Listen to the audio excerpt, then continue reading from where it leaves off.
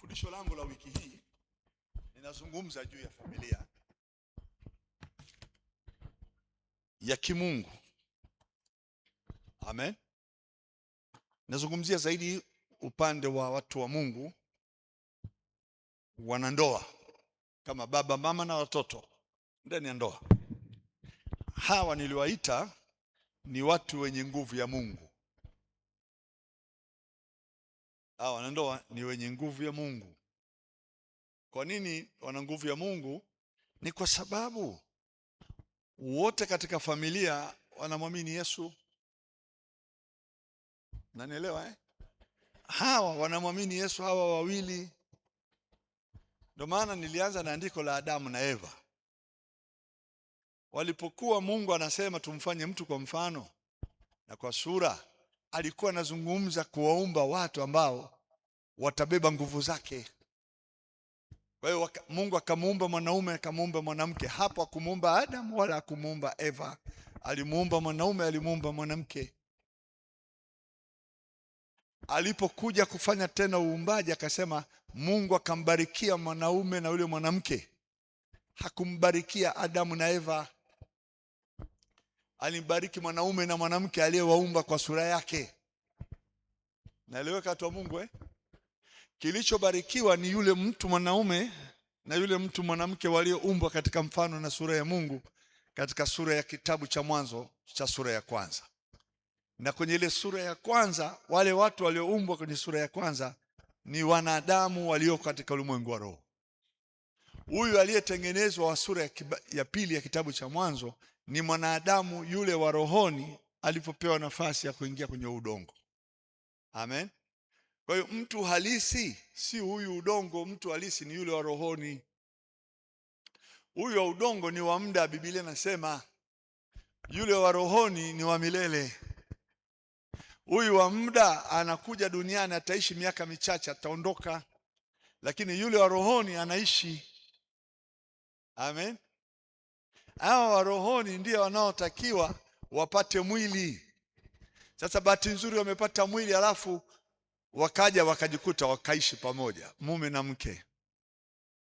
Hao wanaitwa wanandoa, Wakristo waliookoka. Hao wana Mungu, wanaitwa wana wa Mungu pia. Kizazi chao lazima kiwe ni kizazi cha baraka. Hao wakiingia katika eneo la kuzaana na kuongezeka, wanakuta tayari si watoto wanaenda kuleta baraka. Yaani tayari baraka ziko ndani ya watoto, kwa sababu Mungu alianza kuachia baraka kabla hawajazaa. Amen. Na kwa kuwa Mungu aliwabarikia wale wa rohoni, basi ile neno la kuwabariki linamaanisha kwamba Mungu aliachilia nguvu zake kwao. Na kama aliwaachia nguvu zake kwao, hakuna anayeweza kuwalaani hao watu. Bwana asifiwe. Haleluya. Sasa hawa watu ndio nawaita, mimi nawaita familia ya Mungu. Tunaenda sawa? Bwana asifiwe. Hawa watu wana hiyo ni tishio kwa adui. Hiyo familia ya namna hiyo ni tishio kwa adui. Especially born again, waliozaliwa mara ya pili. Hawa waliozaliwa mara ya pili, hawa wakiwa rohoni, kitu kimoja rohoni, adui hawezi kupata nafasi kama alivyopata kwa Adamu na Eva. Wakati Adamu na Eva walishindwa kukaa pamoja, mkewe akaenda na mwanamume hakujulikana yuko wapi, kuna kiumbe kingine kilikuja kuzungumza na mke, kikachukua nafasi ya Adamu, kikamsikiliza kile kiumbe, kikala tunda ambalo hakuruhusiwa kula. Baadaye akachukua tunda akampelekea na mumewe. Sasa asili ya kwanza ya ile hali ya Mungu ikapotea ndani ya hao watu, kwa sababu kuna mwingine ameacha nafasi yake. Kwa hiyo sasa hapa mimi naongea na familia yenye Yesu ndani.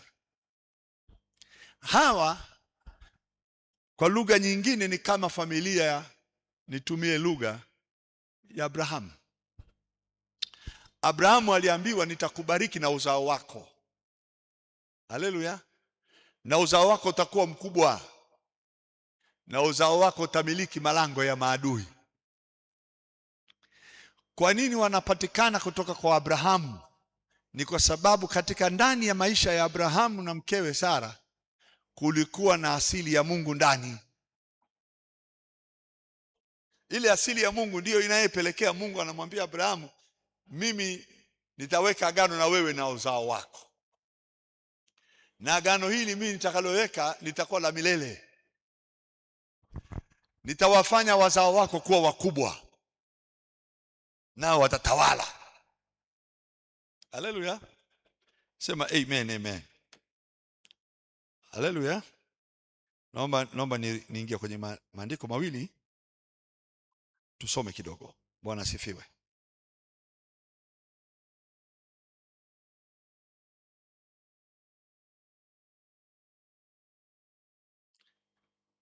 Oh yes.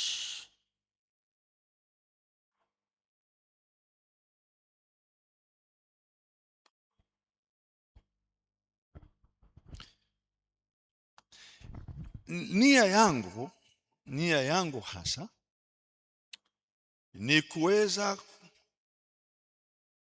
kupata familia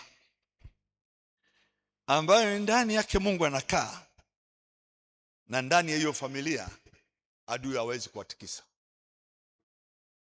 Bwana Yesu asifiwe. Haleluya. Yaani naitaka familia ambayo ndani ya hiyo familia maadui wa asili ya rohoni. Mimi natumia lugha asili ya rohoni kwa sababu wale ndio naita maadui wa asili ya rohoni. Hawana nguvu ya kuwashinda hawa. Sijawahi kuwaona maadui mimi wa asili ya mwili. Wenye asili ya mwili kumaanisha mtu ambaye asiyetumia nguvu za kishetani, lakini ana mdomo wake tu anaropoka. Huyu siwezi muona adui. Bwana Yesu asifiwe. Ukiingiza fahamu zako kwa mtu kama yule ni adui, maana yake unajipeleka mwenyewe kwenye shida ambayo haina maana.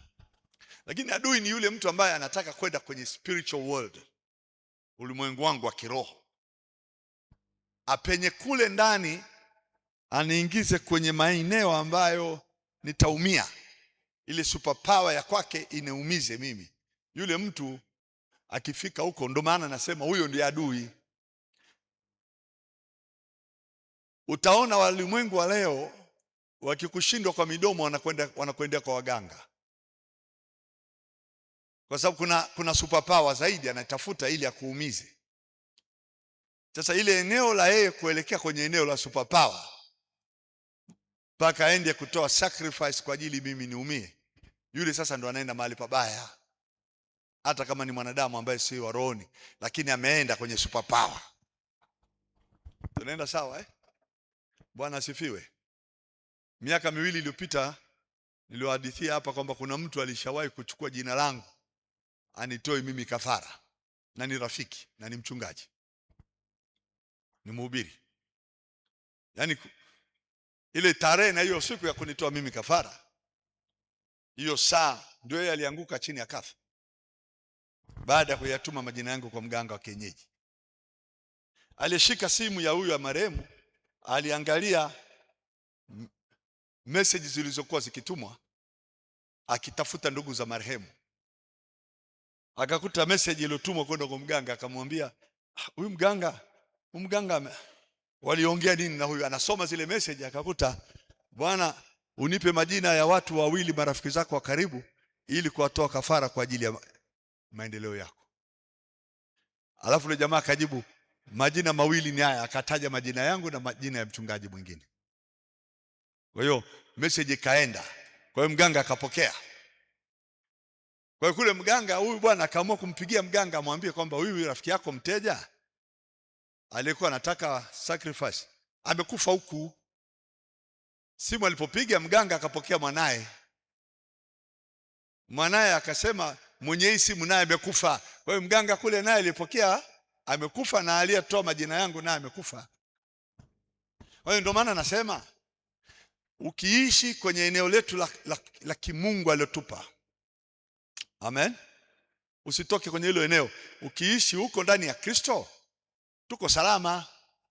Na mtu atakayetoka kiushenzi wake na ujinga wake aende kukufanya wewe uteseke kwa uganga, yeye ataingia kwenye shida, kwa sababu mimi nimejihifadhi mahali ambapo nina uhakika niko salama, amen, kwenye agano linaloweza kunilinda na kuniokoa na adui.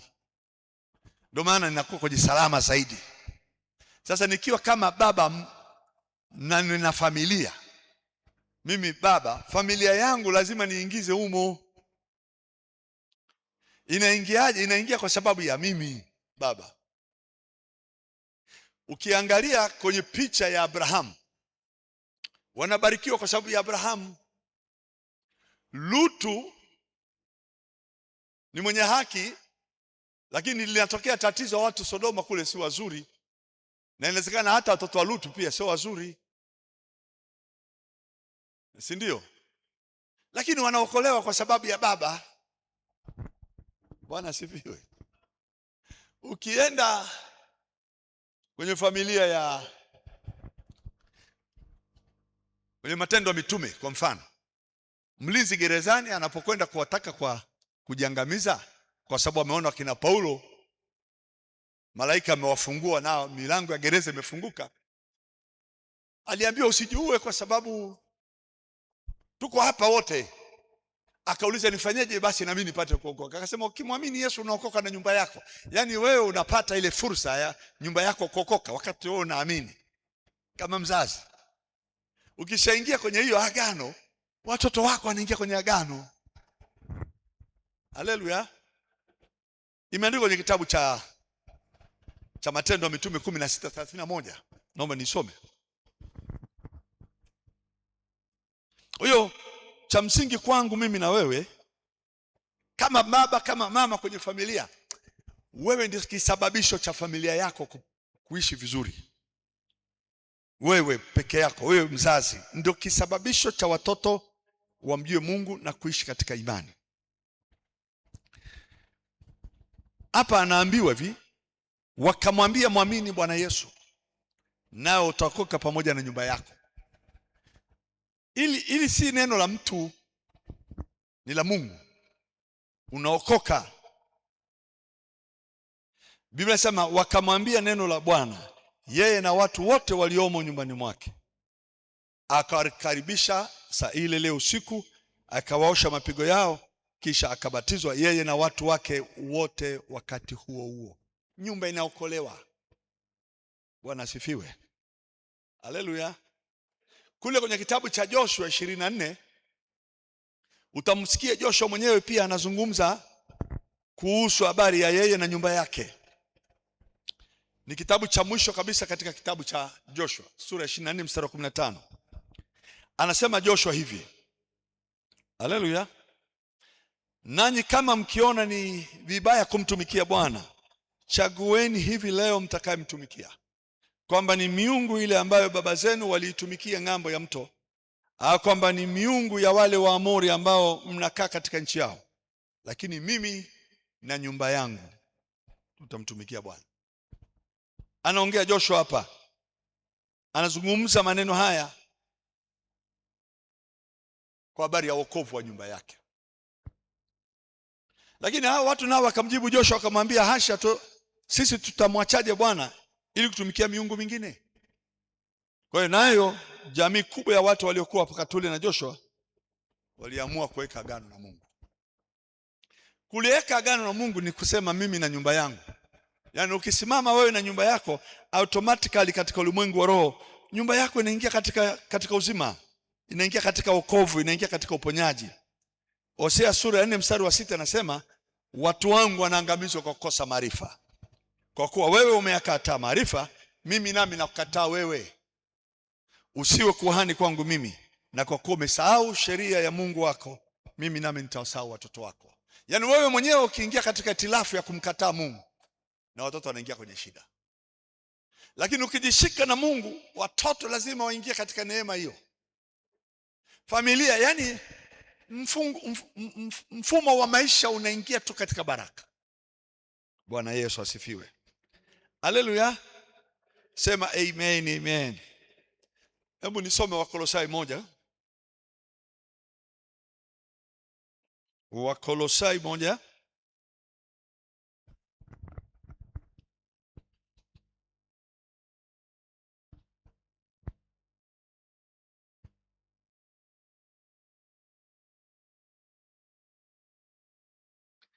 Mstari wa 13, 14 na 15. Niende mpaka 10 na ngapi? 16. Hii ni sura nzima inamwonyesha Yesu, lakini nataka nimwonyeshe huyu Yesu katika familia. Naye alituokoa katika nguvu za giza. Who has delivered us from the power of darkness. He has delivered. Alituokoa kutoka katika nguvu za giza. Amen. Nazungumza kifamilia. Mimi na nyumba yangu tumeokolewa kutoka katika nguvu za giza. Akatuhamisha, akatuingiza katika ufalme wa mwana wa pendo lake. Nazungumza kama familia, baba, mama na watoto. Uweze ukaokolewa watoto wako akabaki nje. Lazima wataokolewa, lazima wataponywa. Kwa hiyo ile miungu ya kiasili inayopitisha magonjwa ya urithi na laana haitapata nafasi. Mimi na nyumba yangu, mimi ndo sasa kichwa cha nyumba. Watoto wangu hawatarithi asilia za miungu mingine. Hata kama kwa wazazi wangu kule zamani walikuwepo wanaabudu miungu. Naye alituokoa. Bwana Yesu asifiwe. Kwa sababu mimi ni mzazi, nyumba yangu inaokolewa.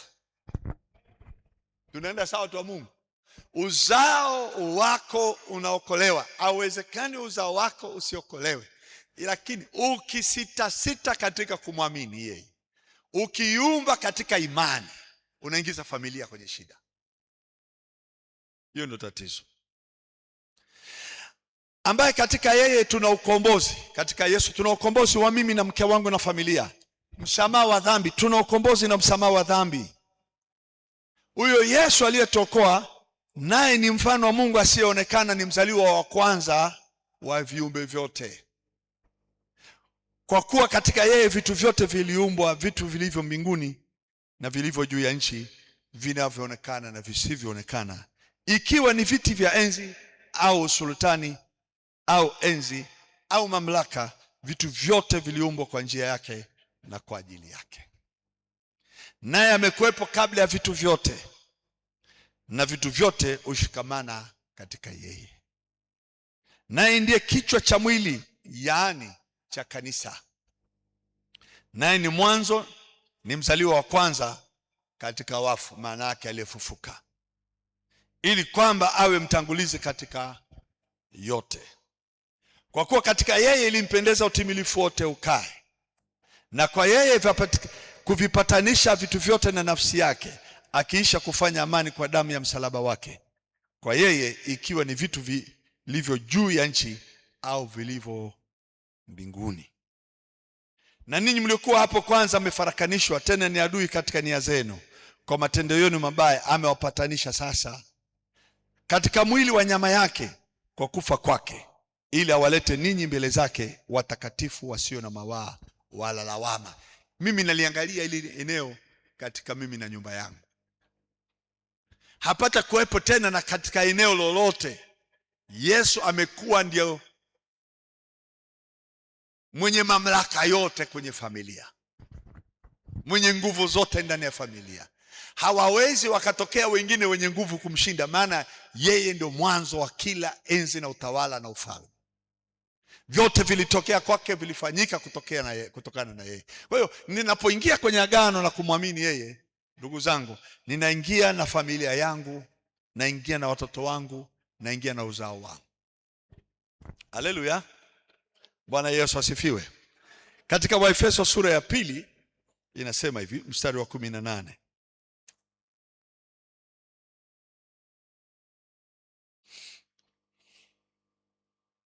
Waefeso sura ya 2 mstari wa 18.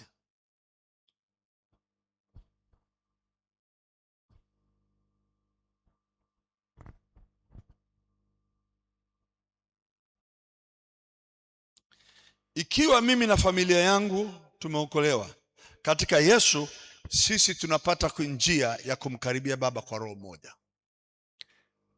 Kwa njia hiyo sisi tena sasa sio wageni wala wapitaji, bali sisi ni wenyeji pamoja na watakatifu. Hii ni familia yangu.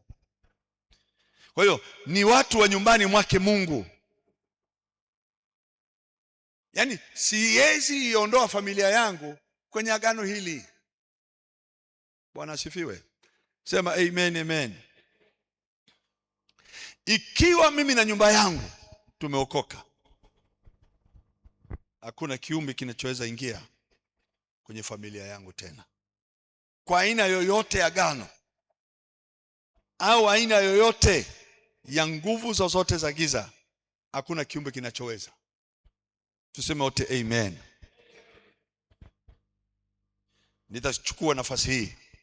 Fungua Marko sura ya 3.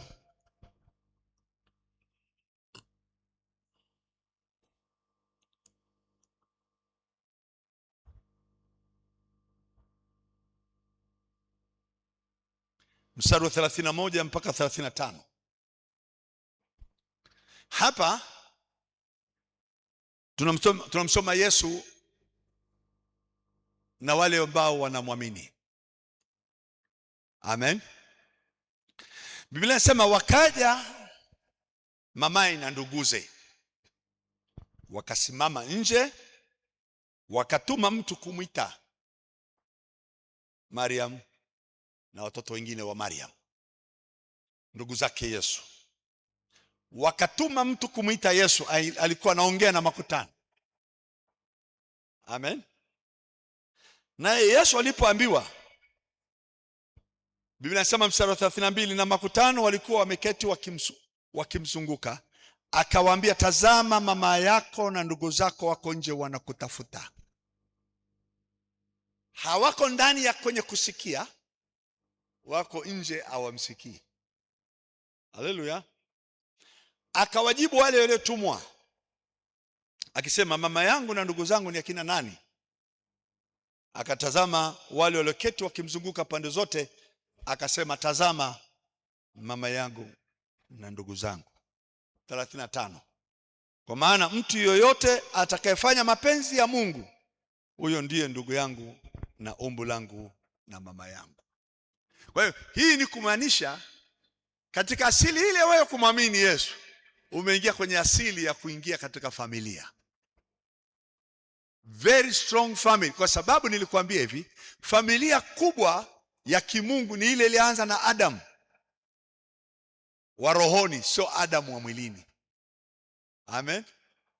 Walipokuwa rohoni, Mungu akamuumba mwanaume, akamuumba mwanamke, akawabarikia, akawaambia, zaeni, muongezeke, mkaijaze nchi, mkatawale na kutiisha. Hawa wa rohoni ndiye anasema hao ndio baba yangu, ndugu yangu, jamaa yangu na kaka zangu na dada zangu. Haleluya. Tunaenda sawa eh? Hawa wa rohoni, hao ndio maumbu, madada zangu, hao ndio ndugu zangu hao. Mungu anatengeneza familia yake katika ulimwengu wa roho. Hao wa mwili wako nje, hawataki kuingia ndani. Hakuwakataa, sio mama kwa mwili, ni mama, lakini alichokuwa nakitaka Yesu ni wale watakao ingia kwenye mapenzi yake. Amen. Bwana Yesu asifiwe. Warumi sura ya 8.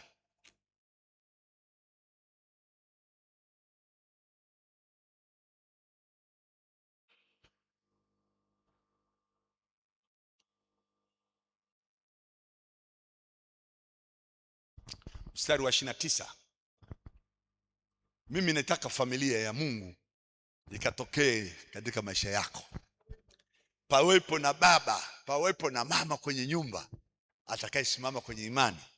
Alafu Yesu aseme tu, ni nani aliye ndugu yangu na aliye mama yangu, alafu anyoshe kidole kwako. Maana akimaanisha katika ulimwengu wa roho, pale alipoumba mtu mume mtu mke, wewe ulikuwepo kwenye fahamu zake. Haleluya. Kwenye hii Warumi sura ya 8 mstari wa 29 anasema, maana wale aliowajua tangu asili, yani pale kwenye kitabu cha Mwanzo, tangu asili maana yake hawajawepo kwenye mwili, wako katika roho.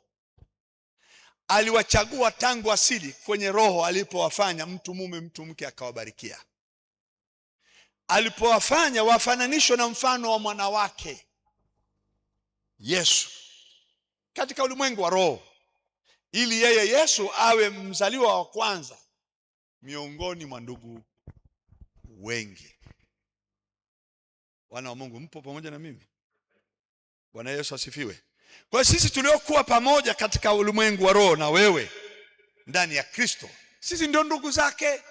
Kwa hiyo ule uweza wake na nguvu zake za kutawala lazima zifanywe kazi ndani ya mtu na nyumba yake. Ndio maana na uhakika tunaweza tukawa na familia very strong, yenye kuisimama katika imani na yenye kuweza kudhihirisha nguvu za Mungu kwa wanadamu wengine. Haleluya. Sema amen, amen. Sio kama naenda sawa na wewe. Unanisikiliza? Lakini mimi nazungumza familia yako. Hata kama wewe ndio unayeamini, mwenzako amini. Aliyekichwa, aliyekuwa naamini wa kwanza, kwa mfano Lutu, mke wake alishindwa kuamini. Mama yeye ndo alipotea. Yeye ndiye aliyechagua kuangalia Sodoma. Lakini baba kugeuka nyuma, wale watoto wakaendelea mbele na wakaokolewa. Na ukiangalia katika nchi ya Sodoma alibaki Lutu peke yake ndiye aliokolewa. Na wale walio ndani ya nyumba yake, mke na watoto, waliondolewa. Katika kitabu hiki nataka nikupe uone picha nyingine kwenye hiyo Warumi alichokizungumza Mungu. Amen.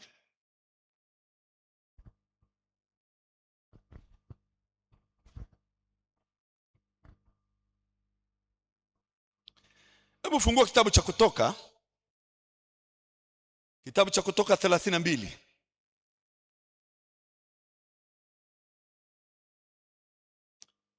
Kutoka kitabu sura 32.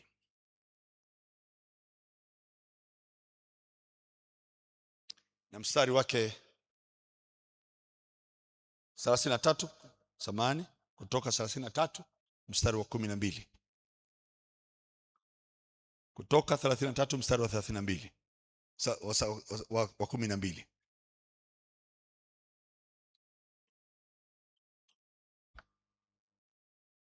Haleluya. Sema amen. Anasema hivi, Musa akamwambia Bwana, angalia wewe waniambia. Musa akamwambia Bwana, angalia wewe waniambia wachukue watu hawa, nawe hukunijulisha ni nani utakaye mtuma pamoja nami. Walakini umesema na kujua jina lako, nawe umepata neema mbele zangu. Haleluya. Hii ni kuonyesha Mungu akikusema amekuchagua. Amen. Amekuchagua, ni wa kwake. Umepata neema, wewe ni wa kwake, na kujua jina lako. Bwana asifiwe. Katika asili ya Mungu tuliochaguliwa, uwezo ukaniambia Mungu hakujui. Wana wa Mungu, Bwana Yesu asifiwe. Sema amen, amen. Upo moja na mimi? Mstari wa 17 anamwambia Musa hivi. Bwana akamwambia Musa, mstari wa 17, nitafanya neno hili uliloninena, kwa maana umepata neema mbele zangu, nami na kujua jina lako. Musa anaambiwa na Mungu, na kujua, I know you. Alituchagua tangu asili. Bwana Yesu asifiwe. Alituchagua tufananishwe na mfano wa mwanae. Alituchagua ili Yesu awe mzaliwa wa kwanza miongoni mwa ndugu wengi. Kwa hiyo nina uhakika kwenye asili yako ya wewe kumkubali na kumwamini Yesu, hilo eneo lako hilo adui hawezi kupita, hapati nafasi kwenye hilo eneo lako. Sema amen, amen. Adui hawezi kuweka, kwa lugha nyingine sema hawezi kuweka makwazo mbele yako. Najuaga watu wengine wanasema adui akikuchukia bwana apambani na mtu mwingine, anapambana na wewe. Apambani na nani? Katika eneo lipi? Nani anampa license? Hebu fungua Zaburi 1. Zaburi 1 mnaifahamu, hata sisi tumeisoma hapa kwenye madhabahu hii. Zaburi 1 mstari, sijui nianze ni mstari wa ngapi? Labda nianze kuanzia mstari wa kwanza. Ina mstari 6 tu.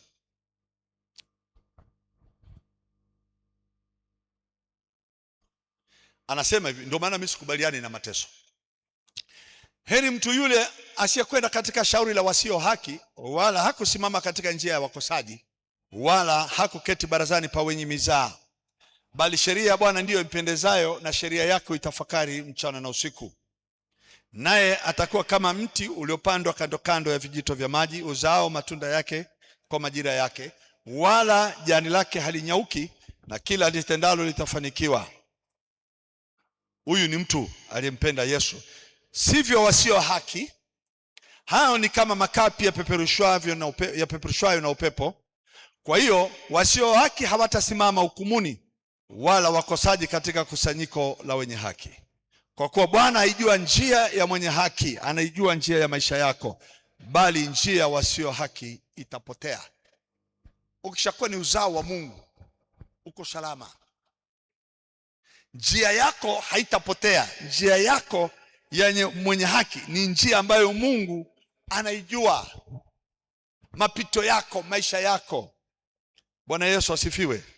Anasema for the Lord knows the way of the righteous, but the ways of ungodly shall perish. Njia za wasio haki zitapotea tu. Mimi ni mwenye haki, na wewe kama ni mwenye haki, Yesu ameshafanyika mzaliwa wa kwanza. Haleluya. Sema na mimi amen. Tuko sawa sawa Waraka wa kwanza wa Yohana sura ile ya 3 mstari wa kwanza inasema hivi. Waraka wa kwanza wa Yohana sura ya 3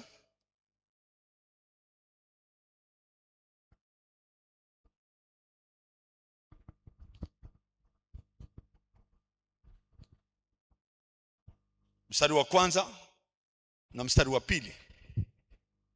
Tazameni ni pendo la namna gani aliyotupa Baba, kwamba tuitwe wana wa Mungu, na ndivyo tulivyo. Kwa sababu hii ulimwengu haututambui, kwa kuwa haukumtambua yeye. Hii ni asili ya familia ambayo nasema imebarikiwa.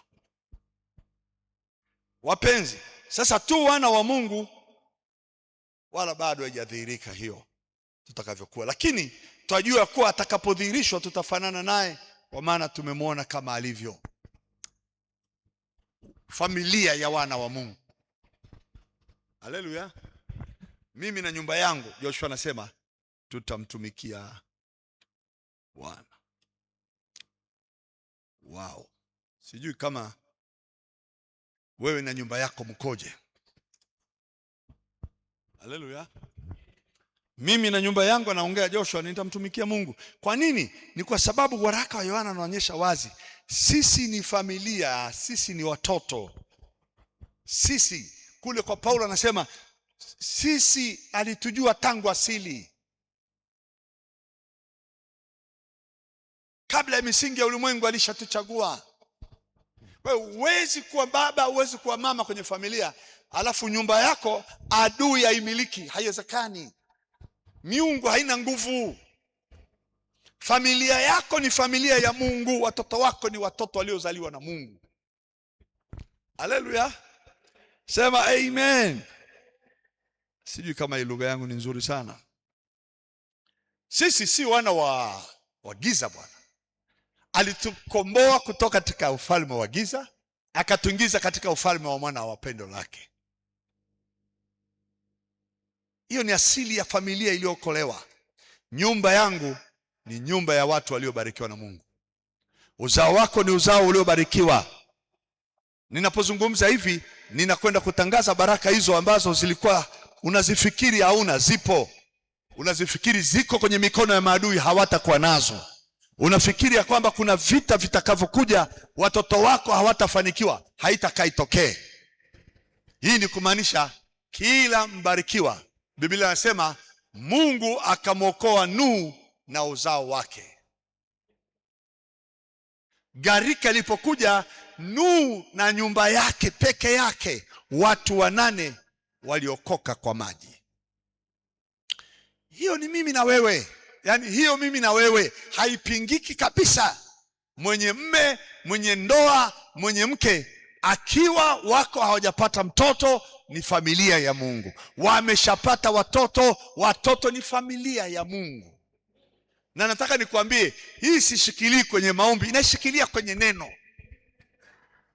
Hii simkumbushi Mungu. Mungu anajua hakumbushiki na maneno ya wewe unayeyaomba. Anajua ni neno lake la agano ya kwamba akikuokoa anakuokoa na nyumba yako. Akikubariki anabariki uzao wako. Haleluya. Sema amen, amen. Hili silo neno la Mungu kumuomba anibarikie uzao. Ni agano lake na nyumba yako. Haleluya. Mwanzo sura ya 9 mstari wa 1.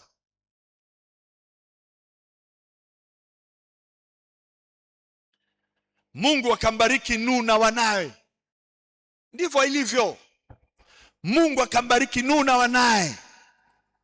Yaani wewe ukishakuwa baba, wewe ukishakuwa mzazi, ndugu zangu, mcha Mungu katika Kristo Yesu, I say wewe na nyumba yako mumeingia kwenye baraka. Watu wa Mungu, tunaenda sawa sawa. Nilikwambia jana, neno baraka sio kusema tu eneo la kawaida. Ni eneo la kutiwa mafuta, ni eneo la kutawala, na ni eneo la kumiliki. Kwa hiyo sio eneo lililo dogo, ni eneo lililo na upana mkubwa. Haleluya. Mungu akambarikia Nuhu na wanae. Mungu anavyosema maandiko, Mungu akambarikia, akawaambia zaeni mkaongezeke, mkajaze nchi. Lile andiko la kwanza la Mwanzo sura ile ya 1. Haleluya. Huu ulimwengu anayebarikiwa huyu mtu sio mwili. That's a spirit ya mtu aliyeumbwa kwenye sura na mfano wa Mungu. Anointing iko huko. Anointing haiko kwenye haya makoti niliyovaa. Kibali cha Mungu kinatolewa kwa yule mtu wa ndani. Akishaingia yule mtu wa ndani kwenye agano la Mungu, huyu wa nje ni mchangamkaji kwenye furaha ya ile nguvu inayotenda kazi ndani. Haleluya. Sema amen, amen. Mungu alipombarikia, hakuna mtu anaweza kumlaani huyu mtu, kwa sababu nimekusomea kule kwenye kitabu cha Wakolosai. Wakati Yesu anapokuwa ni kichwa cha aliyeamini, na ni kichwa cha mamlaka yote na enzi na usultani na nguvu, ina maana ndani yako kwenye familia hakuna kipindi utakachokiona cha vita vya maadui wa rohoni. Kwa sababu haiwezekani. Yesu ndio alianzisha vitu vya enzi, alianzisha utawala, alianzisha mamlaka. Yeye ndio mwanzo wa kila kitu. Alafu kuna kiumbe kidogo kije kisumbue ufalme ule ulioko ndani ya nyumba yako. Haitakaitokee. Haleluya. Sema amen. Tunaenda sawa sawa. Kwa hiyo Mungu akambarikia Nuhu, akambarikia na wanae. Hiyo iko vile, haipingiki. Ndio baraka Mungu ameshaziachilia. Tunaenda sawa watu wa Mungu.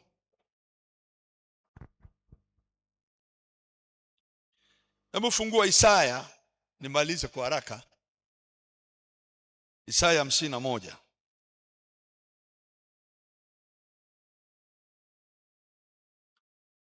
Kitabu cha nabii Isaya sura ya 51.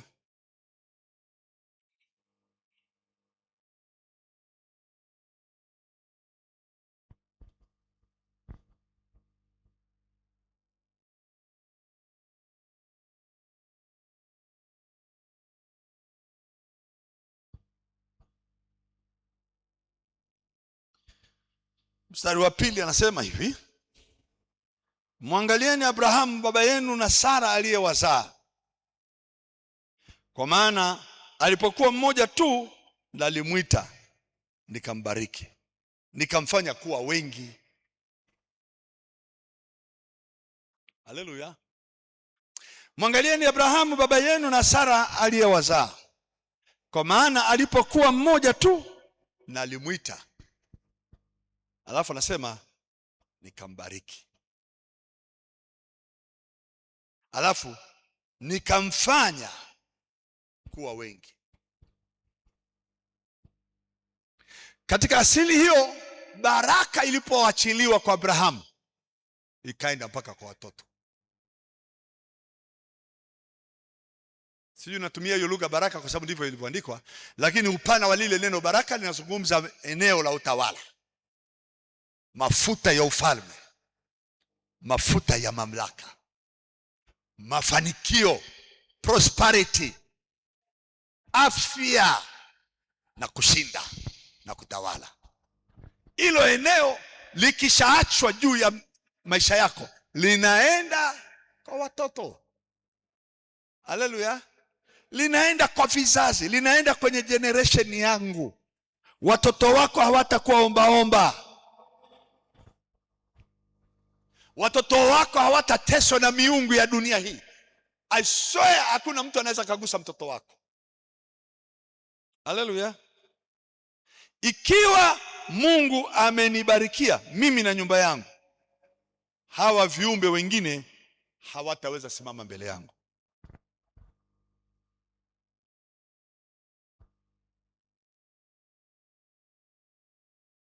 Wakati Mungu amembariki Nuhu na watoto wake, Mungu alibariki generation yote, kizazi chote.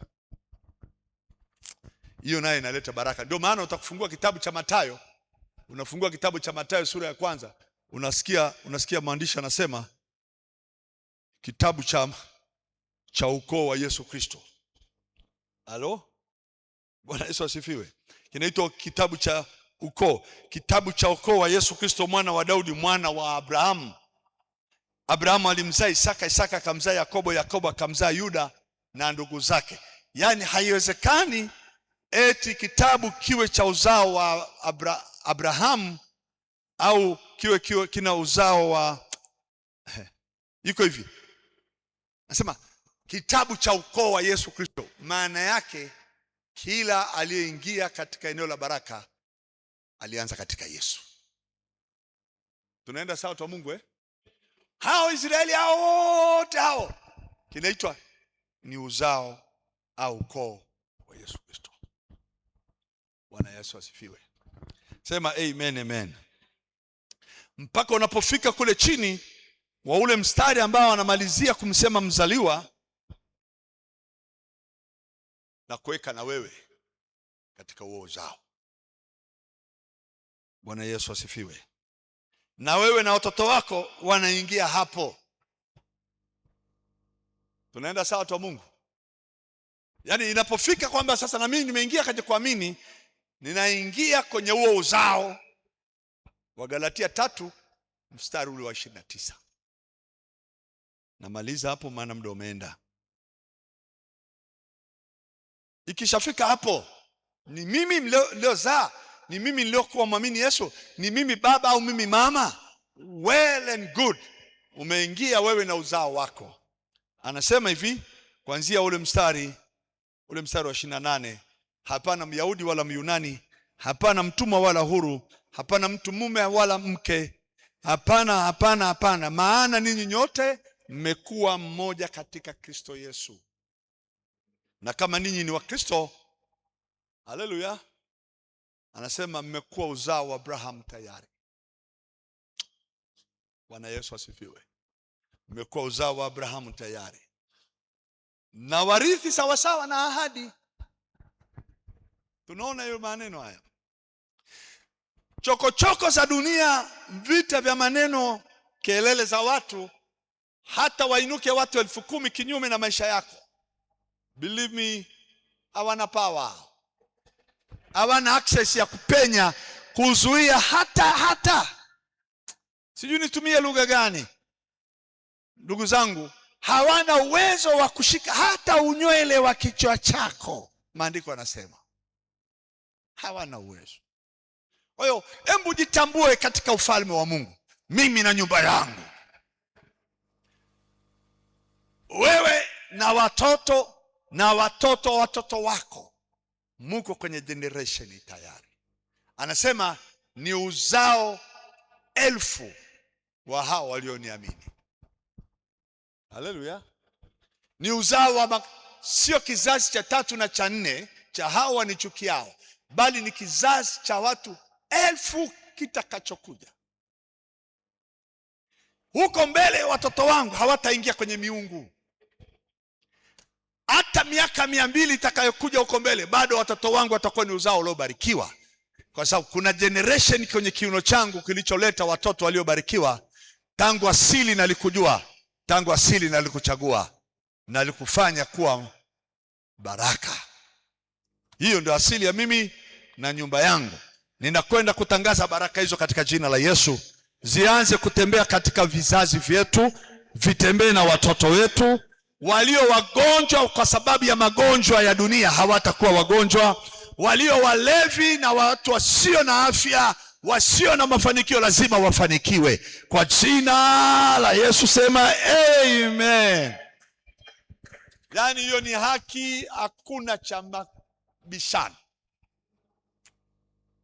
Kila mzaliwa wako aliyekaa katika maeneo hajastarehe, hajapata furaha, hajapata amani, ukisikiliza hili somo vizuri, huo ni mlango umeshafunguka kwake. Maana yake hili somo ndio mlango tayari umefunguka. Yale mapito, uzito wa kazi yake, uzito wa maendeleo yake unaisha maadamu mzazi ameshasikia. Haleluya. Ndio maana ililazimu malaika apeleke moja kwa moja kwa Mariamu, si tu alale usiku apewe mimba, bila kujua kinachoendelea. Lazima Mariamu asikie sauti, na lazima Mariamu afungue mdomo. Kwenye kusikia kwake atoe majibu. Akaambiwa, tazama Mariamu, utabeba mimba, nawe utapata mtoto mwanaume, na uwezo wa kifalme utakuwa begani mwake. Huyo atakayezaliwa ataitwa mtakatifu, jina lake Yeshua. Huyo atakuwa mkombozi, Yeshua. Mariamu akauliza, itakuwaje na mimi sijui mume? Akaambiwa, Mariamu, hakuna neno lisilowezekana kwa Mungu. Akasema, kama ni hivyo basi iwe kwangu, iwe kwangu. Neno lilikuwa linangojea kwa Mariamu tu akubali. Aliposema na iwe kwangu, maandiko yanasema malaika akaondoka akaenda zake. Roho wa Mungu akashuka juu ya Mariamu. Kitendo kile cha Mariamu kupokea ujumbe, sauti, maneno yale, akayapokea, yakapelekea muujiza kwenye eneo lisilokuwa na njia ya kupata muujiza. Na mimi naamini hivi, likiwepo shauri la watoto, la uzao, baba analia na watoto, mama analia na watoto, mlango umeshafunguka saizi. Kila mtoto aliyefeli maisha, anayefeli masomoni, anayezaliwa na wazazi alafu anaishi maisha magumu, ajui ataanzia wapi, mlango umefunguka. Haufunguki kwa sababu nimeomba, unafunguka kwa sababu kuna mzazi amepokea, anayenisikiliza kwenye mitandao ameamini, na huyo mzaliwa wake hatapitia vita tena. Haleluya. Tumpe Yesu makofi mazuri. Nimemaliza. Mungu awabariki. Shangilia kwa makofi mazuri. Lisali moja langu nimelitimiza kamili kabisa, saa 12 kamili. Mungu awabariki. Asanteni kwa kufika. na hii neema ya watoto wenu izidi kuongezeka. Kumbuka usimwache Yesu, maana wewe ndio chanzo.